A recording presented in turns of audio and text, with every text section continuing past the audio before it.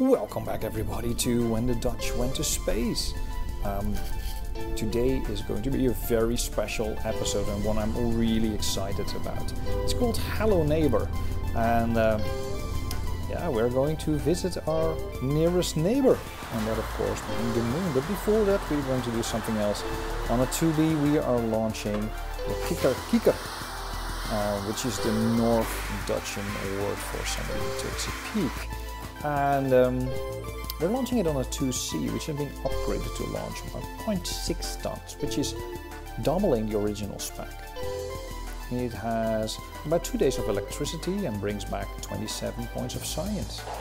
It lost control before decoupling, but fortunately parachutes were armed and the alignment stage was still attached, making the probe heavier. And I was really afraid would it survive, but we did. Yeah, we're launching Une Grande Danse, which will be a orbital perbutation experiment. And we need a small booster to compensate for the weight that we have. But it's an interesting launch. Interesting in the sense that it's going into a polar orbit, but it's also taking an interesting stab at a typical experiment that you do in RP-1, which is orbital permutation.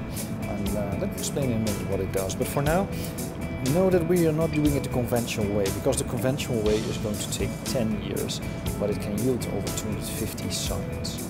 We are going to do it in 10 months. And you'll see in a minute how we're going to do that. Orbital permutation is this idea that the Earth is not a perfect sphere. And because the Earth is not a perfect sphere, it means that mass is also not consistent, which means the force enacted on spacecraft is also not consistent, which means the orbits will be influenced by the amount of pull that they will get from the mass. And this is where you can see my magic trick. I actually created 12 small CubeSats, and each of them will run the experiment and has enough solar power to well, unless the panels degrade very rapidly, which I don't think is going to happen, this should be done in 10 months and giving me 250 science. So we're going to put these satellites into low Earth orbit, and they are going to run this experiment simultaneously in parallel and see what happens if the planet pulls on you and how this affects your orbit. So, yeah, looking forward to that. And in particular, I'm looking forward to all this juicy science that we get. We're also launching Kikker C2, which is just a rerun of Kikker 1. I'm still not happy with the return capsule. I'm not sure where the realism overhaul one went. There's supposed to be a very nice capsule in the set of mods that you get with RO, but yeah, I can't really find it. So maybe my install is botched up. So I'm not sure how many of these I'm going to run, but I need to come up with a better way of returning this science. And I also discovered that this satellite is going to take a long time to get completely done. So we'll run a couple of them, and you can see me here injecting the heat shields, picking up an interesting spin, which it should not do, but does anyway. There's always a bit of prayer, this type of return capsule. However, if you put a center of mass on the lower end, it should reorient itself. And yeah, here you can see me try to bring the satellite under control and bring it back down. Regardless, we got one more of them in the pipeline that we're going to see in a minute. And seems like it all worked out. It's going to land in the Arctic, which is also interesting. 1st of March, we are launching Kikker C3, which is for now going to be the last one in this series. I'm quite fed up with the return capsule. Yet the science is very interesting. I also learned that the easiest science is of course the water science, flying over water. And the other ones are more tricky to obtain, especially from low Earth orbit. So it takes more time to get exposure on these spaces.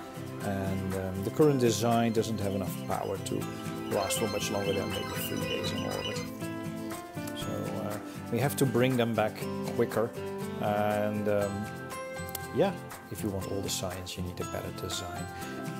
I think the next generation is going to be more permanently powered, and I'm also contemplating whether I should attach it to some kind of space station and give people some very good reasons to go to a space station and make these very specific photos that we want to take.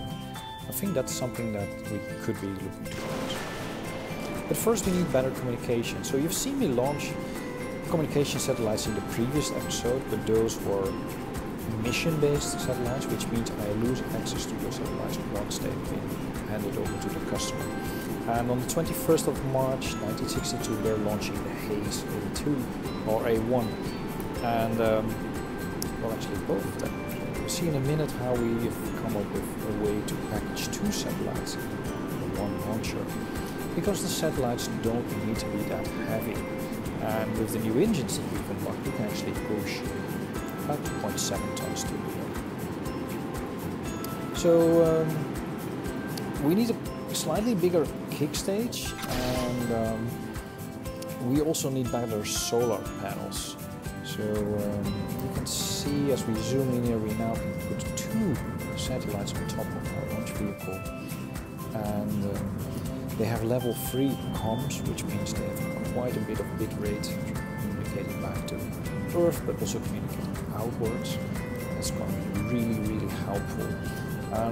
We're not exactly putting them in ammonia orbit, but it's similar, like in the sense that it has a similar inclination. And but it's a 10-hour orbit. We can't reach 12 hours with our current launcher, and I could of course have more launches, but I don't want to. It's the 21st of March, Chandra A1. Chandra is of course the Indonesian word for moon. It's launching on the 2C. It's a new program. So we stopped our original program for LEO, stopped the funding for that, and picked up this one. But we had already designed and queued up the rockets for it. So you will see a couple of very fast launches, and I'm sure we can do it with our current tech and current vehicles. So we added RCS to the second stage, which allows us to point it even after it has completed its burn, because there's avionics on the second stage. You can now use RCS to point it in the right direction, spin up the second stage, and then use the third stage to be a very dumb stage, which is basically a gamma engine with a big fuel tank. It's the Gamma 4V configuration. It's a vacuum optimized one, and you can see me struggle a little bit with all the alignment, but it makes it to the moon. And it's a flyby. I had not planned on a flyby, I planned on an impactor, but yeah, I'm happy with a flyby, I'll take it. It's kind of hard to reach it, and you can see it's picked up some spin in a different direction as well. The plan was to impact, but successful flyby is already great news. The design proved to be challenging, and yeah, they were queued up. They were already built, so on the 17th of April, we're launching Chandra A2 in attempts to impact the moon this time. Its launch goes flawlessly. It pushes the satellite into the right orbit, and it's great to see such a versatile use for the 2C launch vehicle.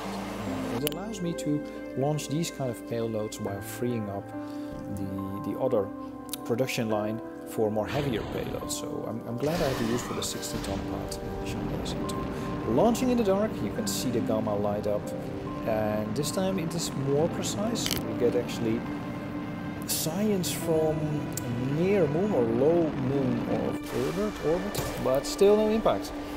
So on the 20th of May we try again, this time launching the A3. Exactly the same trajectory you've seen before, but this time we spoiled the supplies for you. But this time we had success. It is incredibly difficult to get this right using a liquid fuel engine. And that's because due to residuals, I didn't know that at the time, but not all the fuel gets completely burned, which makes it really hard to get it just the right amount of burning seconds to get it right. And sometimes, even if you're off by 1 meter per second, it's enough to miss the moon entirely. So think of it as a piece of spaghetti that is circumventing the globe 8 times, and then you're wiggling one end, hoping that the other part is still in the exact right place. But regardless, we make it happen. We impact the moon at the required velocity, and we get all this juicy science back from the video camera and all the other instruments that were in place and photographed the last few seconds before impact.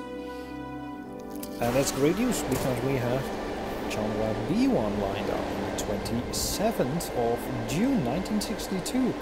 And this is of course an NL3B, if you can recognize it by the dual engines.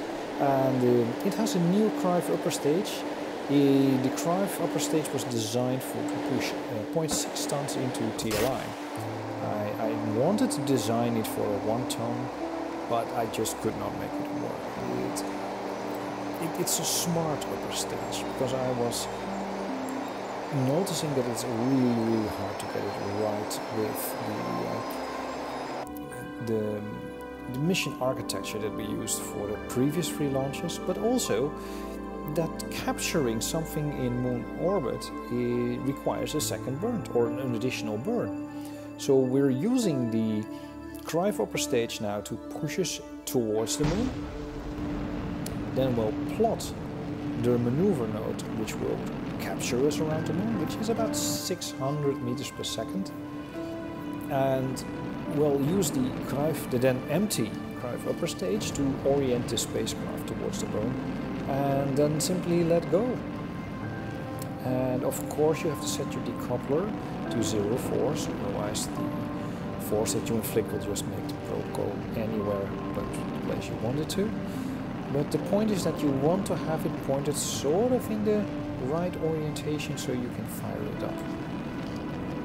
The satellite is also not using the Gamma engine anymore. It is using a Sprite, which is a 1950 UK designed engine, which had a lower weight, and it had 10 ignitions. And I was particularly interested in the 10 ignitions, because even if we pick up a spin, if it's a slow spin, I might be able to time it into 10 smaller burns rather than one big one. You can see me here spin up the Cruyff stage,